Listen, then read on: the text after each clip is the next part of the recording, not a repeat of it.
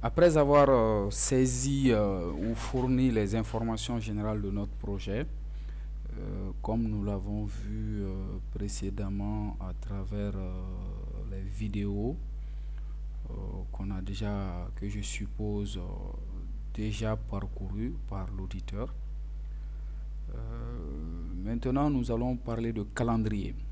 Si on se réfère un peu au schéma classique proposé par Microsoft, après la fourniture des informations générales, il faudrait maintenant s'atteler à la création de vos différents calendriers. J'en ai un peu parlé au moment de la configuration, c'est-à-dire au moment où on fournissait quelques informations générales. Euh, Au sein de MS Project, lors de la planification d'un projet, on a besoin de calendrier et on y distingue trois types de calendrier. Donc, nous allons parler de calendrier de projet, nous allons parler de calendrier de ressources et nous allons parler de calendrier de tâches. Et nous allons également parler des différents modèles de calendrier que MS Project propose également. Il est à noter qu'il est aussi possible avec ce logiciel de créer ses propres modèles de calendrier que vous pourrez utiliser comme base de création de vos futurs calendriers pour vos différents projets. Donc, le calendrier va vous permettre de mettre à jour les plages horaires où vos ressources vont travailler sur les tâches. Donc, dans les calendriers, il faudrait définir un peu les horaires de travail, comme nous l'avons fait dans les options généraux. Euh, les jours pour tous les jours de travail. Il faudrait dire à peu près les heures qui sont réellement travaillées, les heures de pause. Voilà, et il faudrait aussi préciser les journées de travail qui sont chômées ou les périodes chômées. Et à travers ces calendriers, on pourrait même prévoir les congés de nos ressources en associant à chaque ressource un calendrier spécifique si jamais on doit gérer les congés. Donc, en fonction des caractéristiques de votre projet également, le calendrier sera défini.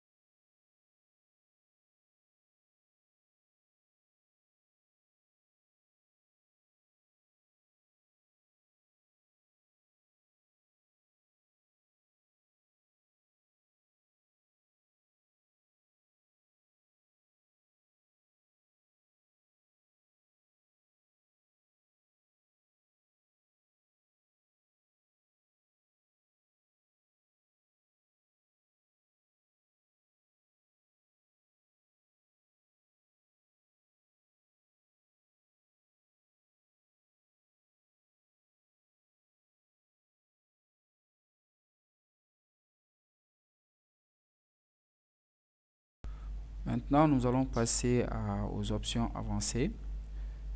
Les options avancées, la partie qui nous intéresse un peu, c'est cette partie voilà, de- de- qui concerne un peu l'ajout automatique des ressources et des tâches. Donc, quand on le coche, ça nous donne la possibilité, au cours de l'élaboration de notre planning, dès qu'on saisit une nouvelle ressource, qu'elle soit automatiquement ajoutée. Et ça garantit aussi le fait de pouvoir créer de nouvelles tâches automatiquement, que ce soit au moment de la planification ou au moment du suivi du planning.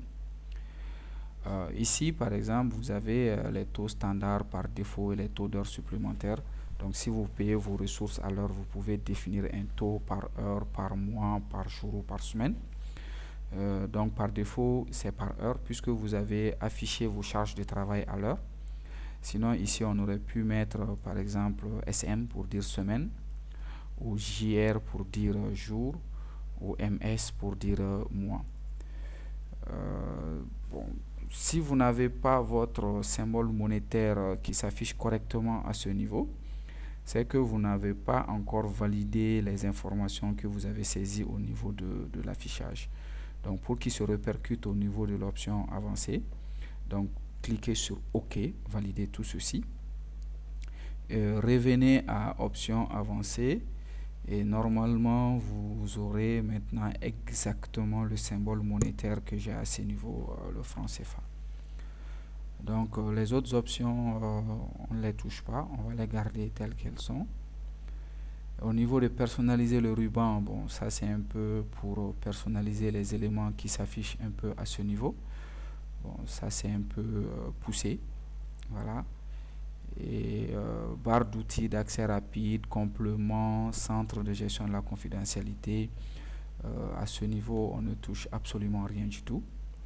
Et là, on va terminer la fourniture de cette partie d'information générale en cliquant une dernière fois sur le bouton OK.